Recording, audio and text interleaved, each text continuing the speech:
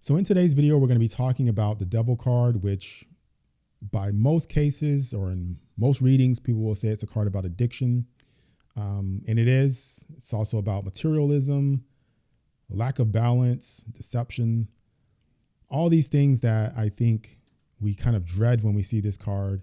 But really, it's a warning. It's a warning to maybe change our path a bit or a lot, depending on the circumstances, so that we can avoid chaos or catastrophe in the future. So we'll be looking at a lot of different images from different decks, talking about what they might contribute to the overall meaning of this card, and really just diving into symbols and astrology, talking a little bit about the Kabbalistic tree of life, putting all these things together to form a good picture of what this card might mean to you in a reading. So let's start out with the RWS card, and we look at that card and we see two people that are bound to a stone.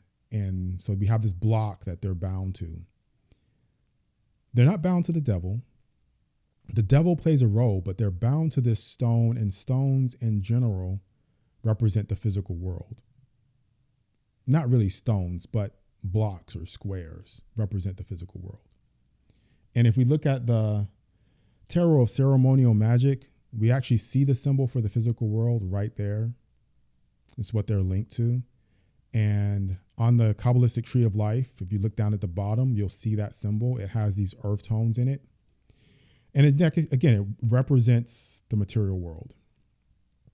So these are things about the material world that we have extreme attachment to or extreme desire for. And because of that, we're in bondage to it.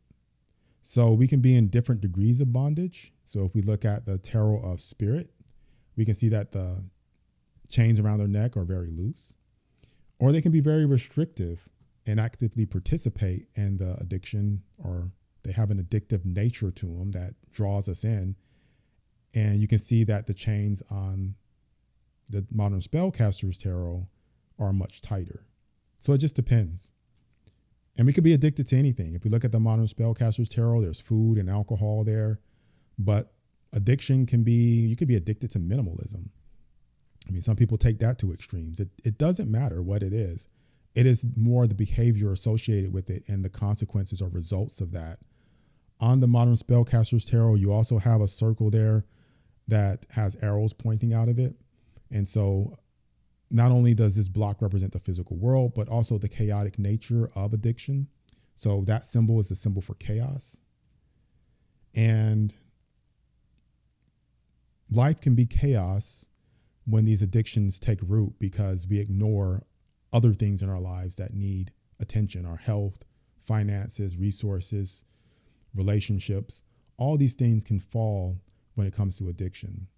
And the devil's holding this torch, which I think, from my perspective, could represent the consequences of these actions. So the Hebrew word for this card is ayin, and you can see that symbol on the Tarot of Ceremonial Magic. You see it on the Toph Tarot, and that symbol means eye, and that means that we're focused on something. So it's what are we focused on, and how intense is our focus? So it's a matter of, yeah, it's okay to focus on things, but there has to be a balance. You have to be able to look around as well at the other things in your life and see the big picture, but also to look ahead.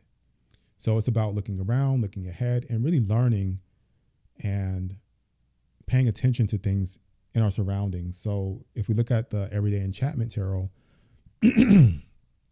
I think this card really does show that someone is not paying attention. They're looking at money, they're looking at alcohol, they're smoking a joint, and they're on a one-way street, and there's a crow right there. Crows are omens for maybe bad things that might be coming down our path or in our future.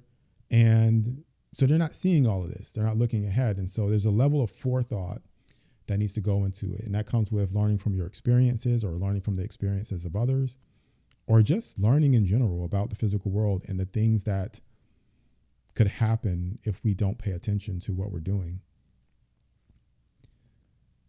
But there's also deception. Sometimes things happen and we don't really see those consequences until we fall into them.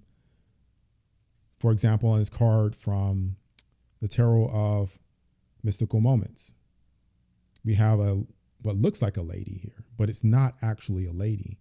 It's a spider in the sky. So we see a spider on top of a mushroom, and it looks like a lady with a dress on. So this card, I think, is a beautiful representation of something that looks one way, but may not be what it seems.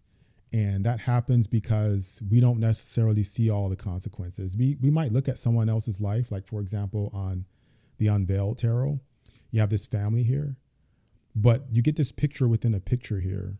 And underneath it all, we see that not everything is what it seems. So sometimes we're influenced by people who might seem to have everything taken care of. They might seem to have these great lives, but underneath it, things can be a mess. They could be a wreck. There could be addictions going on. And the things that they might be telling us to do might not be what's in our best interest. So a lot of things to consider when it comes to this card. So it's expansive, right? It's not just about addiction. It's also about things that can lead to addiction. So if we look at my Strange Tarot deck, it doesn't really have a lot of things that say addiction to it, but it does have these words on it, like "you're not enough," "why even try," "fear of change," "I can't." Things that we learn in life that repeat and play in the backgrounds of our minds that are the root or the core of why sometimes we engage in addictive behavior. So these are the root things. These are the things that play in the back of your mind, maybe subconsciously, maybe you're not really aware of it.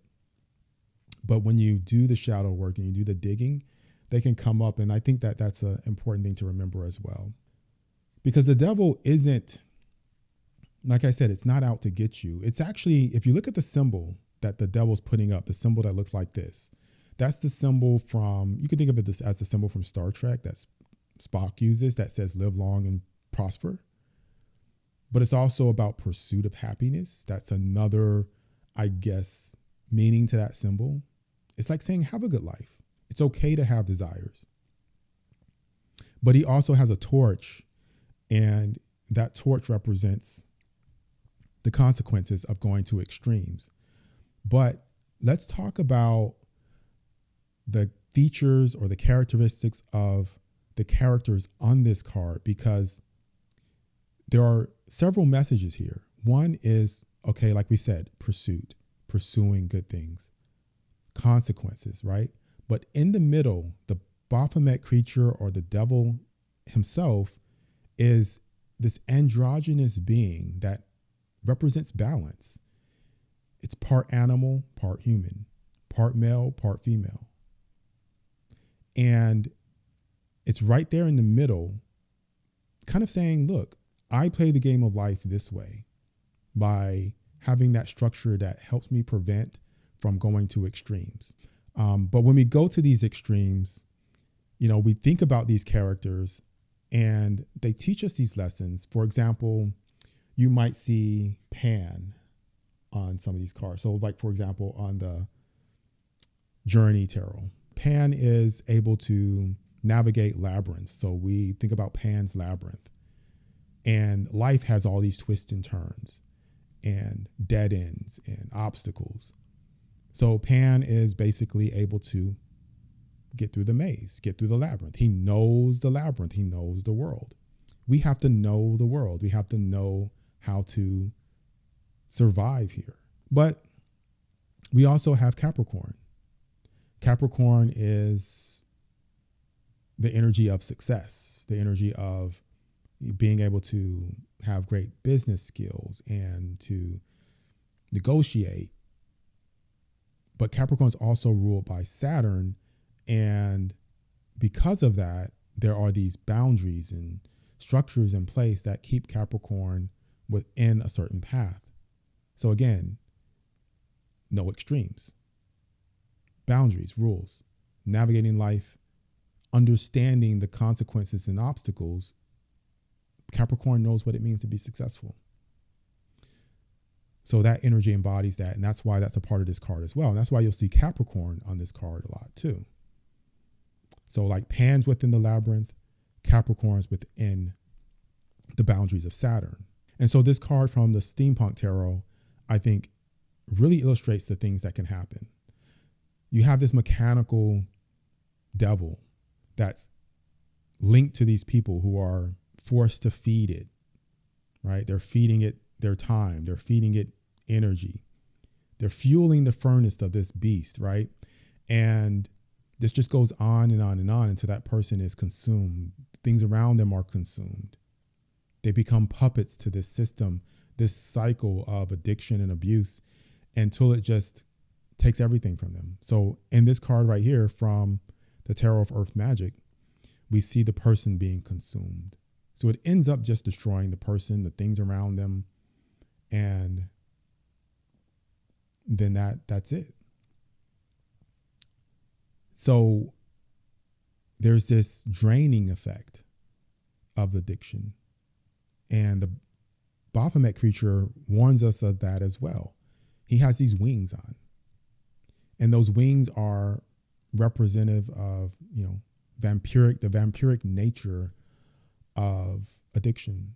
In the Thoth system, the card has Capricorn on it, but the way Aleister Crowley talks about it is he introduces something that I think he should have put on the card when he was talking about the Devil card, because he incorporates the philosophy, and this is just my view of it, he incorporates the philosophy and the energy of Dionysus when he talks about the Devil card. And that's just my thought on it, because if you listen to the words that he says or you read his writing, you can see that he has this concept or idea of do whatever you want and don't worry about whether it's good or bad. There's no good or bad. There's no consequences. You'll be fine. Just do it. That's the way life should be played. No fear. And I get it. Yeah, you shouldn't be afraid. But just doing whatever you want, the phrase, do what thou wilt shall be the whole of the law. Yes, when you know your true will, that applies. And so I talked about that on the Chariot card. And I still hold my view on that statement. However, I don't think it applies necessarily with what I'm talking about here with the Devil card and how we interact with the physical world when we are solely in pursuit of things that are pleasurable. Because it's okay to have things that are pleasurable, but they may not always be attached to your divine will. And when they're not, in those cases, we need forethought, and do what thou wilt doesn't always lead to the best outcome. And we see that in Aleister Crowley's life. When you put love under will in these circumstances, it doesn't work. It should be love over will, because what ends up happening is you can become self-centered, selfish, and destructive, fall into extreme capitalistic behaviors that ignore the lives and the well-beings of people around you. Civilizations have been destroyed in the pursuit of someone else's happiness. And so love over will applies when it comes to this. And I stand by that as well. And that's where I diverge from Crowley. You can see in his mannerism and behaviors that they were abusive to people. They were destructive to himself with the use of drugs and just the extreme thought of, I'm going to do whatever I want. I don't agree with that. And so I will say when I don't agree with something, and I don't. And I think that we have to evolve and move past everything. And it's about what this next card, I think, represents, which is from the Science Tarot. And the title of it is Unquestioning. So I question someone's behavior when I see it as wrong. I question science. I question religion. So like with science, you get people that get locked into a box of the things that are acceptable within the world of science, and they're not willing to look at the things that are atypical. And I think that that's limited, and I think that it leads to stagnation and lack of growth. So, but I understand it, because there's this ridicule built into the scientific community. And religion religion is all about not asking questions. You know, you read something in the Bible and you twist it and you turn it so that it makes sense and it fits into your world when really you're not seeing it for what it is. Now, that's the difference also between Pan and Dionysus. Pan stays within the labyrinth, but finds ways through the labyrinth within the physical world that work. Dionysus changes the games and twists it so that he can make things fit into his world. For example, knocking down the wall. Maybe someone's on the other side and it falls on them and crushes them. No forethought. Jumping over the wall. Maybe there's an alligator over there or a moat. No forethought. So if you're going to go that route, those are the consequences that we're talking about, and that's why the devil's holding the torch. So one more card that I want to take a look at here, which is from the Tarot Physics, and we have the Observer. And it's interesting that they have an eye there because, yeah, this card is about focus, what you're focused on, the eye. And it says, we only measure one of many potentials, and it appears to be the only reality. And that ties into, I think, perfectly with the Science Tarot about unquestioning. So focusing on one potential, not questioning it, and that being the reality. But what else could be true? What's below the surface? Investigate, learn, be wise. And I think that really is the core teaching of the Devil card. It's not about you just being addicted. It's about, what are you missing? What's deceived you? Who's deceived you? That's what it's about. And that alone can change someone's life in a beautiful way, because you can go down a whole new pathway of discovering what might be right. So the element associated with this card is phosphorus. And it's number 15 on the periodic table, number 15 in the tarot. And the name phosphorus comes from the Greek word that means light bearer or morning star. And I think that's perfect because a lot of people associate those terms with Lucifer, which is also known as the devil in a lot of cases. But that's a religious topic that I'm not going to get into. But I think that's interesting that it kind of means devil. And so that connection right away led me to look at some other things about this card that I think are interesting to talk about that do bring out the qualities of the devil card.